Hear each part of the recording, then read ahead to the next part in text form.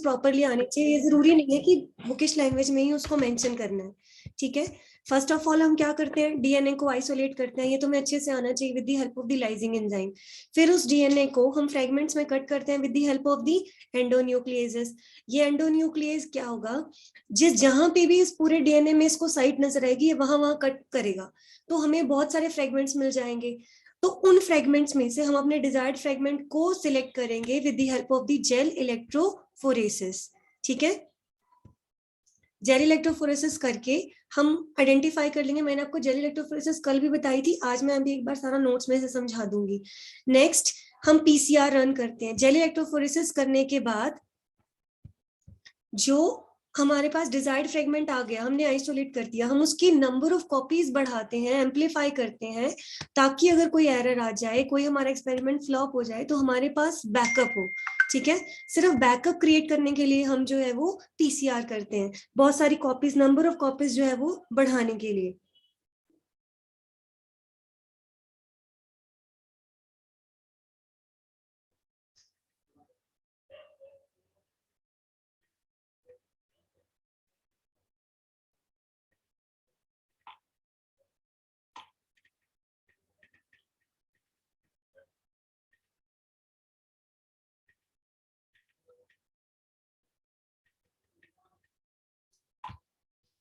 उसके बाद पीसीआर करके हम हमारे जो डिजायर्ड जीन ऑफ इंटरेस्ट, जिसको हम बोलते हैं, वेक्टर के साथ कंबाइन करते हैं।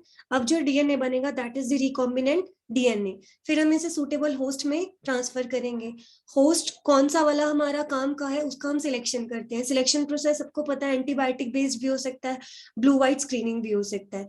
फिर उन डिजायर्ड सेल्स को हम बहुत लार्ज स्केल पे ग्रो करते हैं।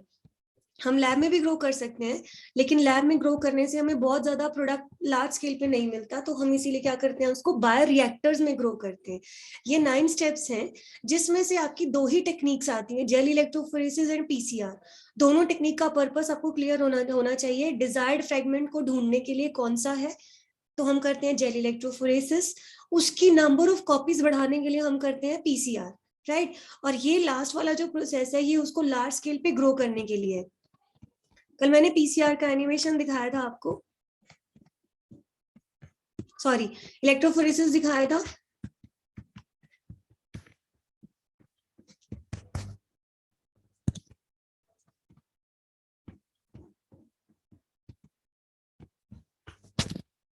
जेल इलेक्ट्रोफोरेसिस 2 तरह की होती है वैसे, जो बेसिकली जो ज्यादा यूज की जाती है वो 2D होती है। 2D का मतलब होता है 2 डायमेंशनल जेल इलेक्ट्रोफोरेसिस। सबसे पहला स्टेप आइसोलेशन ऑफ डीएनए। ध्यान है कि gene of interest present DNA के अंदर, और हमारा जो जीन ऑफ इंटरेस्ट है वो डीएनए में है। डीएनए कहाँ है हमारा, न्यूक्लियस के अंदर, और जो न्यूक्लियस है दैट इज प्रेजेंट इन दी,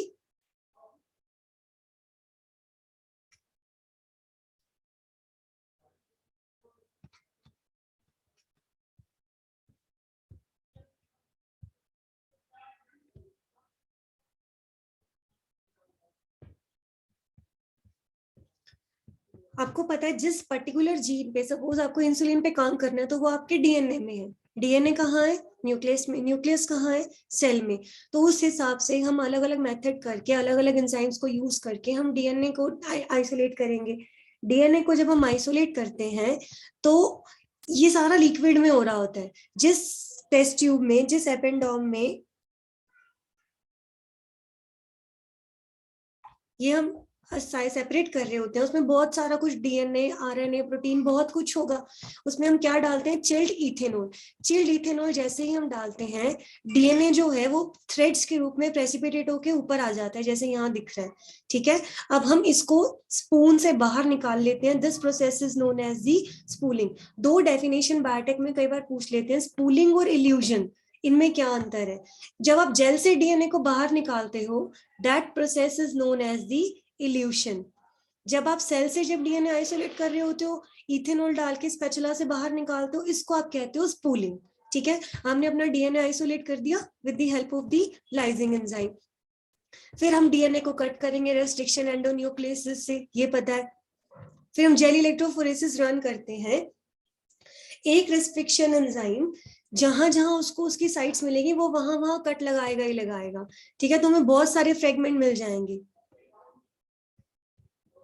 बहुत सारे फ्रेगमेंट्स हमें मिलेंगे।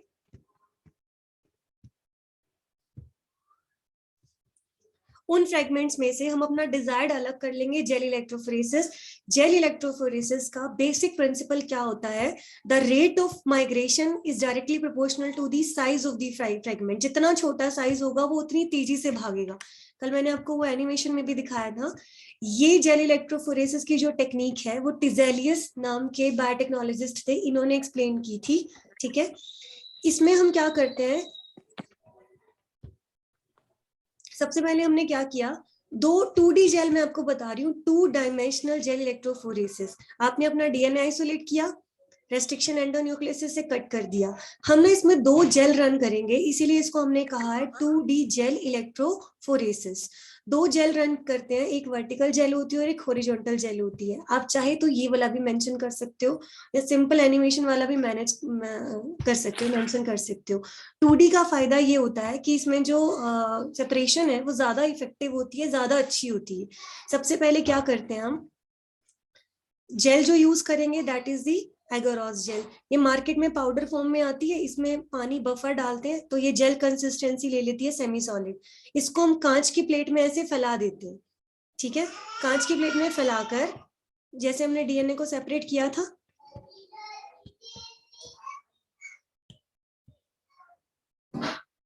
इस जेल के अंदर हम क्या करते हैं, सबसे पहले करते हैं isoelectric focusing. 2 gel run कर रहे हैं, एक जेल पीएच के बेसिस पे डीएनए को सेपरेट करती है और एक होती है डेंसिटी ग्रेडियंट, वो करती है वेट के बेस पे, डेंसिटी के बेस पे। तुम्हें मेन मेन चीजें ध्यान रखनी है कि जेल इलेक्ट्रोफोरेसिस का पर्पस होता है डीएनए फ्रेगमेंट्स को सेपरेट करना और आपका डिजायर्ड फ्रेगमेंट उसमें से सिलेक्ट करना।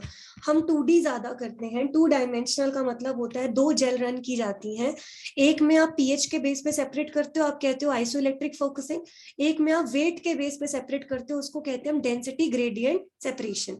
जो आइसोइलेक्ट्रिक फोकसिंग में होता है ना, हम क्या करते हैं, बफर में डालते हैं उसको।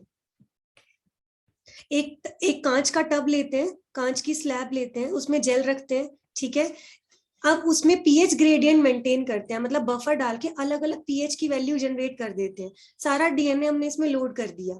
अब डीएनए मूव करता है, हर डीएनए का एक पर्टिकुलर आइसोइलेक्ट्रिक पॉइंट आएगा, मतलब जहां पे उसका जो पीएच है वो न्यूट्रल हो जाएगा। कुछ डीएनए फ्रेगमेंट होंगे वो यहाँ पे आके रुक जाएंगे, मूव नहीं करेंगे, मतलब ये उनका आइसोइलेक्ट्रिक पॉइंट है। कुछ डीएनए आगे यहाँ पे रुक जाएंगे, ये उनका आइसोइलेक्ट्रिक पॉइंट है 5। कुछ 7 पीएच पे, कुछ 8 पीएच पे, कुछ 9, कुछ सपोज 14। अभी हमारे पास क्या था कि एक टेस्ट ट्यूब में हमने वहां से सैंपल सारे निकाले, ऐसे बहुत सारे फ्रेगमेंट्स हैं। ठीक है, सबसे पहले हमने इनको पीएच के बेस पे अलग अलग कर दिया। पीएच के बेस पे हमने कैसे अलग किया, एक जेल रन की हमने, वहां पे हमने पीएच ग्रेडियंट क्रिएट किया 0 से लेके 14 तक। पता है ये पीएच रेंज होती है।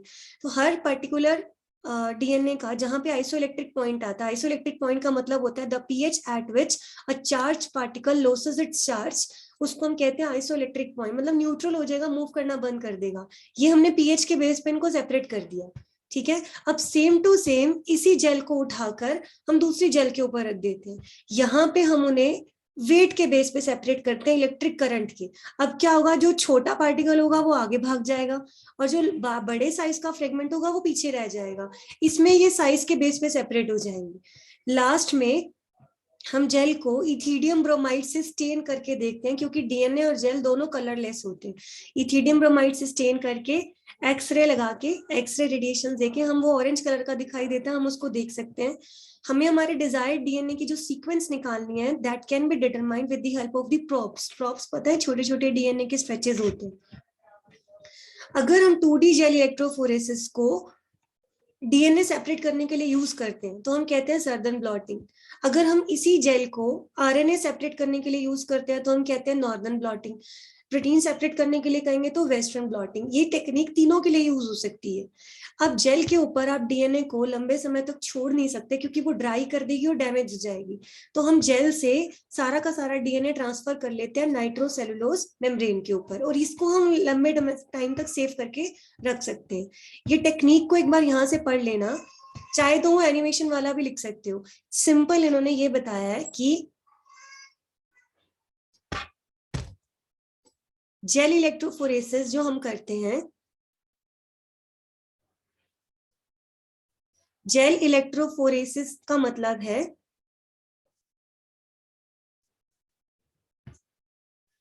जेल के अंदर डीएनए को सेपरेट करना on the basis of their size. Electric pitch नहीं हम कर सकते क्योंकि डीएनए हमेशा नेगेटिवली चार्ज्ड है। हम जो यहाँ पढ़ रहे हैं वो 2D जेल इलेक्ट्रोफोरेसिस पढ़ रहे हैं। इसमें हम 2 जेल रन करते हैं। एक में करते हैं हम आइसो इलेक्ट्रिक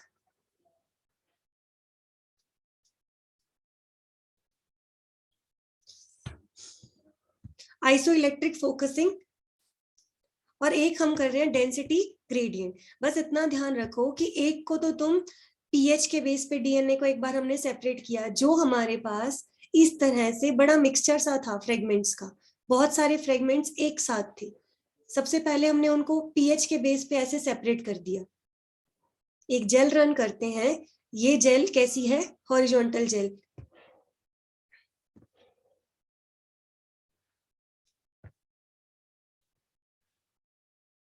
इसमें हम पीएच ग्रेडियंट रेडी करते हैं 0 से लेकर 14 तक, अलग अलग बफर डाल डाल के पीएच मेंटेन करते हैं।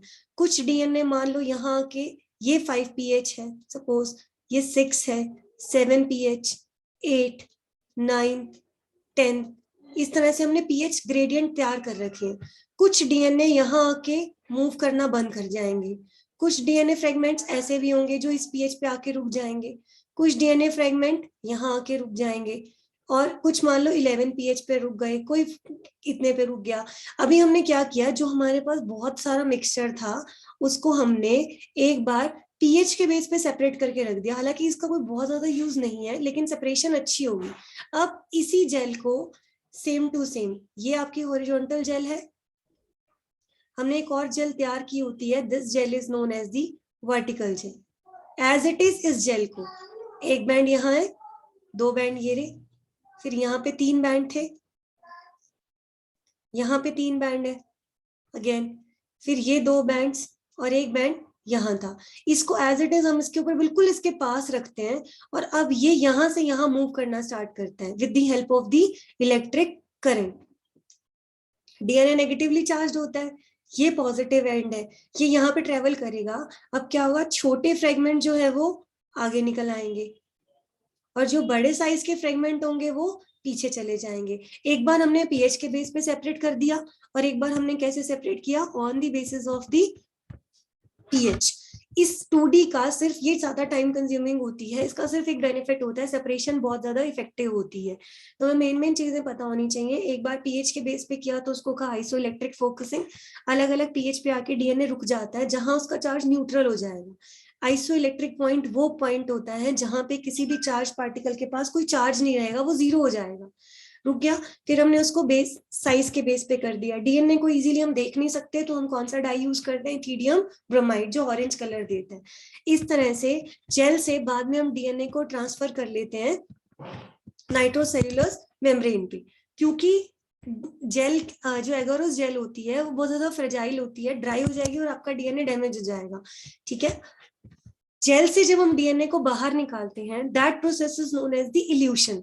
जब हमने सेल से डीएनए को बाहर निकाला था, इथेनॉल डाला था, उस प्रोसेस को कहा था स्पूलिंग। जब जेल से डीएनए को बाहर निकालोगे उसको हम क्या कहते हैं, इल्यूशन। 2 है, इलेक्ट्रोफोरेसिस से ध्यान रख लेना, ई से। जब आप जेल से डीएनए बाहर निकालोगे, आपने जेल में डीएनए रन कर दिया, वहां से आपको उसको बाहर निकालना है, ठीक है, तो उसको तो आपने क्या कहा, इल्यूशन, ई से ध्यान रखना। जब आपने सेल के मिक्सचर से डीएनए निकाला था तब उसको कहा था स्पूलिंग। डीएनए आपका सेपरेट हो गया, डिजायर्ड फ्रेगमेंट हमें मिल गया। अब हम क्या करते हैं, पीसीआर रन करते हैं। पीसीआर की टेक्निक मैंने आपको बताई थी। पीसीआर का मतलब होता है पॉलीमरेज चेन रिएक्शन। ये टेक्निक दी थी कैरी बी म्यूलिस ने। ठीक है, अब इस टेक्निक में हम क्या करते हैं, डीएनए का एम्प्लीफिकेशन करते हैं। एम्प्लीफिकेशन का मतलब होता है बेटा नंबर ऑफ कॉपीज जनरेट करनी है हमें, बहुत सारी। ठीक है, एक एंजाइमेटिक प्रोसेस होता है, बिना एंजाइम के नहीं हो सकता। और इस टेक्निक की वजह से हम आजकल हमारी जो फोरेंसिक साइंस है वो सारी इस पे डिपेंडेंट है। कहीं पे कोई क्राइम होता है, ब्लड की ड्रॉप मिलती है, कहीं कोई बाल का टुकड़ा मिलता है, उसमें से थोड़े सा डीएनए हमें मिलता है, उस डीएनए को एम्पलीफाई करते हैं, बहुत ज्यादा बना देते हैं, नंबर बढ़ा देते हैं with the help of the PCR. तो इसकी वजह से आज फोरेंसिक साइंस इतनी ज्यादा एडवांस हुई है। 3 स्टेप होते हैं इसके, डीनेचुरेशन, अनीलिंग एंड एक्सटेंशन। ठीक है, डीनेचुरेशन का मतलब क्या होता है? डीनेचुरेशन का मतलब है, नाम से पता लगा, इन तीनों स्टेप के बेटा अलग अलग टेम्परेचर है, अलग अलग टाइम ड्यूरेशन है, ये ध्यान रखना है। एक्सटेंशन वाले स्टेप का कभी भी टाइम फिक्स नहीं होता। एक्सटेंशन का मतलब होता है लेंथ बढ़ाना। अब ये आपका डिपेंड करता है डीएनए फ्रेगमेंट जिसकी आप एम्प्लीफिकेशन कर रहे हो वो कितना बड़ा है। अगर वो बड़ा है तो एक्सटेंशन टाइम ज्यादा होगा, छोटा है तो एक्सटेंशन टाइम कम होगा। तो ये क्वेश्चन पूछते हैं कि एक्सटेंशन वाले स्टेप का टाइम फिक्स क्यों नहीं कर सकते, क्योंकि ये फ्रेगमेंट डिपेंडेंट है। सबसे पहले क्या होती है डीनेचुरेशन।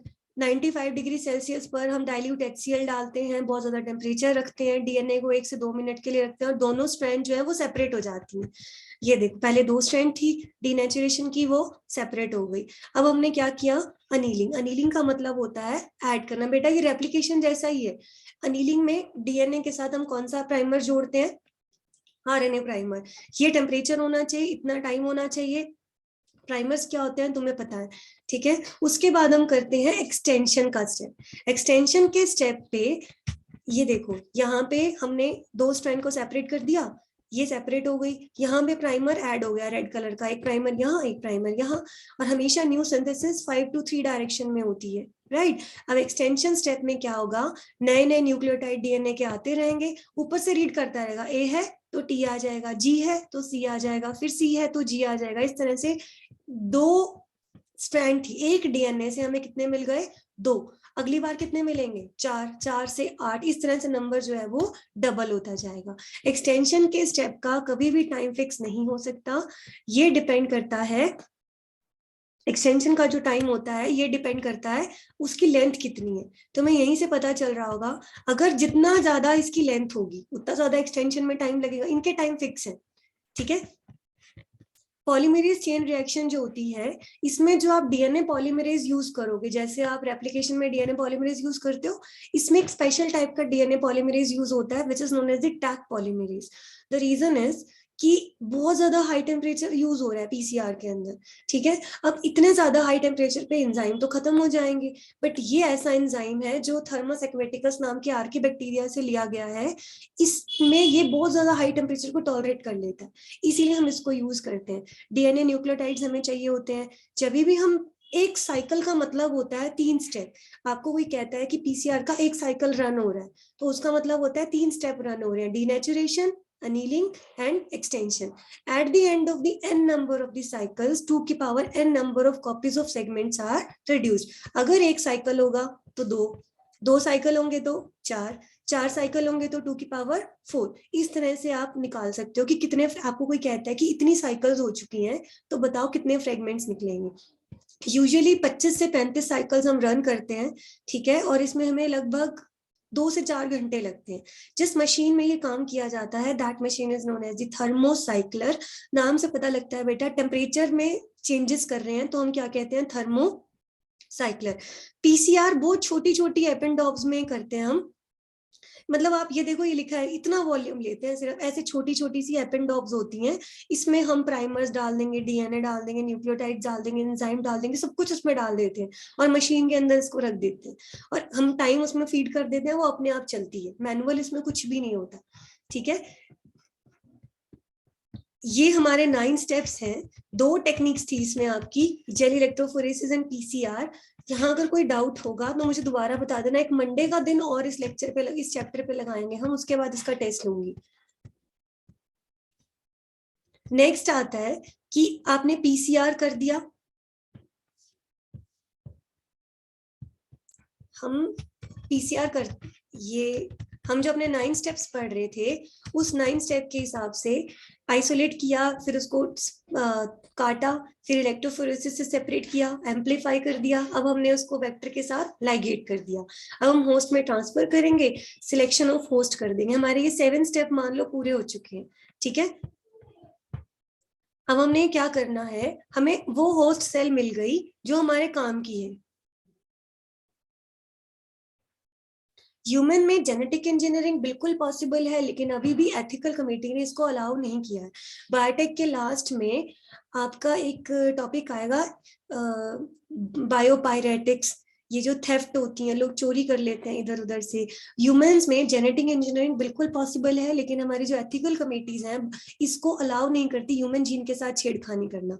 अदरवाइज पॉसिबल बिल्कुल है ह्यूमन जीनोम पे काम करना, बल्कि बहुत एक्यूरेसी के साथ किया जा सकता है, क्योंकि ह्यूमन जीनोम पूरा सीक्वेंस है। तो मैं ये बता रही थी, ये 7 स्टेप्स हो गए। होस्ट आपने सिलेक्ट कर लिया, कौन सा आपको चाहिए, कौन सा वाला होस्ट है जिसके पास आपका रिकॉम्बिनेंट डीएनए सक्सेसफुली चला गया। अब आपने क्या करना है, बायोटेक बहुत बड़ी एक तरह से अप्लाइड साइंस है, इंडस्ट्री चला रहे हो। हमने सारा काम कर लिया, इंसुलिन का जीन डाल दिया, अब हमें क्या उसे लैब में ग्रो करेंगे पेट्री प्लेट्स में, तो हमारा प्रोडक्ट तो मिलेगा नहीं। अब हमें रिकॉम्बिनेंट प्रोटीन भी चाहिए। अभी तक हमने क्या किया, इस पैराग्राफ को अपनी बुक में से पढ़ना, उन्होंने काफी अच्छा लिखा है इसमें कि जेनेटिक इंजीनियरिंग के 2 एम थे आपके। एक तो आपने जीन को क्लोन किया, अब आपको डिजायर्ड प्रोडक्ट भी, तो मैंने इंसुलिन का जीन इंसान से निकालकर इकोलाई में सक्सेसफुली पहुंचा दिया, पीसीआर भी कर दिया, इलेक्ट्रोफोरेसिस भी किया, सिलेक्शन भी कर दिया, मैंने वो इकोलाई भी चूज कर ली जिसके पास सक्सेसफुली ह्यूमन डीएनए जा चुका है। लेकिन तब तक मुझे क्या फायदा जब तक वो ह्यूमन इंसुलिन बनाए ना, तो मुझे प्रोडक्ट चाहिए। तो ये कहते हैं कि एक ऐसा प्रोटीन जो किसी, if any protein encoding gene is expressed in the heterogeneous host, मतलब ह्यूमन का जीन निकाल दिया, इकोलाई के अंदर डाल दिया, उसमें एक्सप्रेस हुआ, तो जो वहां पे प्रोटीन बनेगा that protein is known as the recombinant protein. नहीं, मुझे तो ये बहुत ज्यादा लार्ज स्केल पे चाहिए, छोटी मोटी लैब में पेट्री प्लेट में ग्रो करके तो मेरा काम नहीं चलता। तो small volume culture can not yield appropriate quantity of the protein product, तो इसीलिए हम उसको लार्ज क्वांटिटी में ग्रो करने के लिए मशीन्स का यूज करते हैं। Those machines are known as the bioreactor. Bioreactor पे चलाना काफी एक्सपेंसिव हो जाता है, तो हम यहाँ पे अनवांटेड सेल को ग्रो नहीं कर सकते, इसीलिए हम सिलेक्शन प्रोसेस करते हैं कि भाई हमें तो जो हमारी डिजायर्ड है हम उस पर खर्चा लगाएंगे, जो हमारी डिजायर्ड नहीं है हम उस पर खर्चा क्यों लगाएंगे।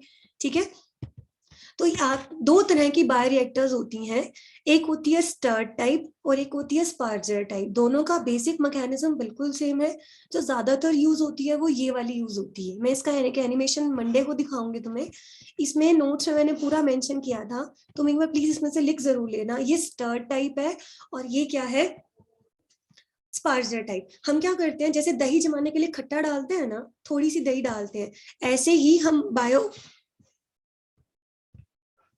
एक मिनट सोनाक्षी, मुझे अपना ना प्लीज ये जो मैसेज है व्हाट्सएप कर देना एक बार, मैं इसे कंप्लीट कर दूं। ये 2 बायोरिएक्टर्स हैं, ठीक है। तो हमने जैसे बहुत बड़ा टैंक है, जस्ट इमेजिन जैसे कर्ड जमाने के लिए थोड़ी सी कर्ड डालते हो ना, आप लैब से अपनी वो वाली होस्ट सेल ले आए जो आपको पता है आपका सिलेक्ट हो चुकी है, इसके पास आपका रिकॉम्बिनेंट डीएनए है, आपने वो बायोरिएक्टर के अंदर डाल दिया। बायोरिएक्टर में हम सारे न्यूट्रिएंट, सॉल्ट और जो कुछ भी बैक्टीरिया को ग्रो करने के लिए चाहिए हम डाल देते हैं। ठीक है, अब इसमें देखो सब कुछ है, पीएच भी मेंटेन करना होता है, बाहर कूलिंग जैकेट होती है, टेम्परेचर की बहुत गर्म हो जाती है, बायोरिएक्टर जहां रन हो रही होती है उसके पास जाना और उसको छूना सख्त मना होता है। बाहर ठंडा पानी डालने की जगह होती है ताकि टेम्परेचर बढ़ा घटा सको, ये बहुत एक्सपर्ट की उसमें होता है, मशीनें होती हैं बहुत बड़ी बड़ी। पीएच बढ़ गया है मतलब एसिडिक हो गया है तो बेस डाल दो, बेसिक हो गया है तो एसिड डाल दो, कंट्रोल कंडीशन देते हैं कि बैक्टीरिया खूब मन लगा के इसमें ग्रो करेगा। जैसे जैसे बैक्टीरिया अंदर ग्रो कर रहा है आपका प्रोडक्ट भी बन रहा है, क्योंकि वो रेप्लिकेट हो रहा है, ट्रांसक्राइब हो रहा है, ट्रांसलेशन हो रही है। ब्लेड्स होते हैं, ऊपर के जो ब्लेड होते हैं ना बेटा, वो तो होते हैं झाग को खत्म करते हैं, फ्रोदिंग आती है ना, फ्रोदिंग को खत्म करते हैं, क्योंकि फ्रोदिंग आ गई तो गैसियस एक्सचेंज रुक जाएगा। और जो नीचे के ब्लेड होते हैं वो न्यूट्रिएंट मिक्स करते हैं। एक बार ना ये अच्छे से पढ़ लेना, दोनों तरह के ब्लेड्स का काम अलग अलग होता है, मैंने नोट्स में मेंशन किया है। एक फ्रोदिंग ब्रेक करता है और एक जो होता है वो